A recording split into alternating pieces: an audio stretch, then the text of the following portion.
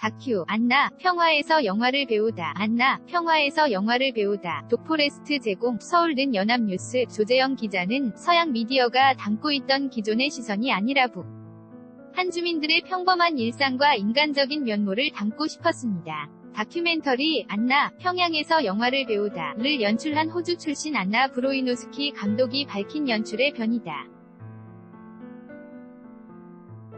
10일 서울 대한극장에서 열린 시사회에 참석한 그는 이 영화가 전하는 메시지는 결국 인류에 라고 말했다.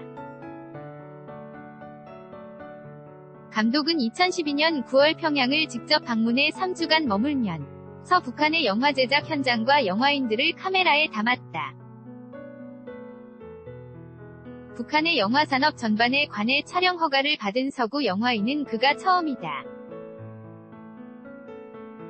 안나 평화에서 영화를 배우다. 독포레스트 제공. 그가 평양을 찾은 이유는 북한 스타일의 선전 영화를 만들기 위해서다. 다국적 기업이 호주 시드니 파크의 셰일가스 채굴을 시도하자 감독은 채굴의 위험성을 알리기 위한 선전 영화 제작을 기획했고 그 노하우를 배우러 평양에 갔다. 감독은 북한으로부터 허가를 받는 데만 2년이 걸렸다면서 영화광인 김정일이 쓴 영화 교본 영화와 연출에 따라 영화를 만들고 싶었고 그들은 제 말이 진심인지 알고 싶어 했다. 인터뷰 끝에 촬영 허가를 받을 수 있었다고 떠올렸다. 다큐에는 북한의 영화 현장은 물론 영화계 원로인 박정주 감독, 북한의 올리버 스톤으로 불리는 리관암 감독 등 북한 영화인들의 모습과 인터뷰도 담겼다. 또 김정일이 가장 아낀 배우 중 한 명으로 국민 여동생으로 불린 윤수경과 영화 도시처녀 시집와요 1993 속 여주인공 리경이 등 유명 배우도 등장한다. 이들은 북한을 찾은 서양 여성 감독에게 모두 진지한 태도로 그들만의 연출 기법을 알려주고 연기 지도를 해준다.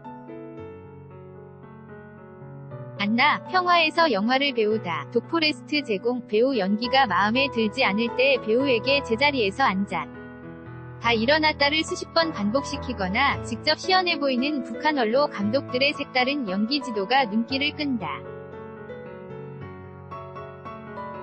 박정주 감독은 북한 최대 국립영화 제작소인 조선예술영화 촬영소 곳곳을 직접 안내하기도 했다. 총 부지 면적 100만에 달하는 야외 촬영기지에는 옛 조선과 일본, 중국, 한국의 서울거리 등의 야외 세트가 들어서 있다. 브로이노스키 감독은 북한의 영화 제작 수준은 1950년대 이탈리아 느낌이라 디지털로 바뀐 요즘과 달리 독일의 필름 카메라로 촬영한다고 전했다. 이를 의식해서인지 북한도 영화 제작소만큼은 카메라에 담지 못하게 통제했다고 한다. 처음 북한 영화를 접했을 때 가난하고 굶어 죽는 국민을 세뇌하는 독재 정권, 악의 축 이미지가 자리 잡고 있었죠. 그러나 기자가 아니라 영화감독으로서 세상의 복잡한 면을 담고 싶었고 북한 주민을 인간화하는 것이 제 목표였어요. 실제로 만나보니 영화인으로서 비슷한 점이 많다는 것을 느꼈죠. 촬영이 순조롭기만 한 것은 아니었다. 북한 관리들은 감독의 카메라 앵글이 어디를 잡는지 항상 지켜봤고 북한을 떠나기 전 촬영본이 담긴 하드디스크를 미리 보여달라고 요구하기도 했다.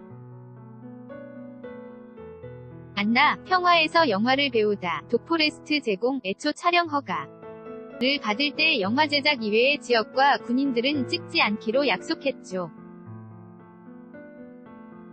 그런데 평양을 와이드샷으로 담을 때 군인이 나온 장면이 있었어요. 그러나 저를 담당했던 북한 인사가 저를 두둔해줘서 살릴 수 있었습니다. 이 영화 앞에는 혁명적 코믹 어드벤처라는 다소 과한 수식어가 붙였다. 감독은 북한에서 배운 대로 호주에서 현지 배우들을 데리고 북한 스타일로 영화 찍는 과정도 코믹하게 담았다. 북한 영화에는 다소 과장돼 보이는 배우들의 연기와 느닷없이 등장하는 노래, 성중 앞에서의 연설 장면, 씩씩한 여주인공이 빠짐없이 등장하는데 감독은 이런 요소들을 자기 단편 영화에 그대로 녹여냈다. 도쿄에서 태어난 감독은 1988년 서울올림픽 당시 주한 호주 대사였던 아버지 리처드 브로이노스키를 따라 한국, 필리핀, 베트남 등지에서 자랐다. 안나, 평화에서 영화를 배우다. 독포레스트 제공. 그는 아버지 덕분에 어렸을 때 DMZ도 가보고 남북관계에 관심을 갖게 됐다. 면서 이 영화는 트럼프 대통령과 김정은의 싱가포르 회담이 진행되지 않았다면 아마 상영되지 못했을 것이라고 말했다. 배우이자 작가, 록 바이올린 연주자였던 감독은 1995년 일본의 오타쿠 문화를 다룬 헬로 벤토 연출을 계기로 감독의 길로 들어섰고 2007년작 포비든 라이즈는 호주 극장 개봉 다큐멘터리 역대 박스오피스 10위 안에 들었다. 9월 13일 개봉. fusionjc@yna.co.kr 2018년 9월 10일 14시 42분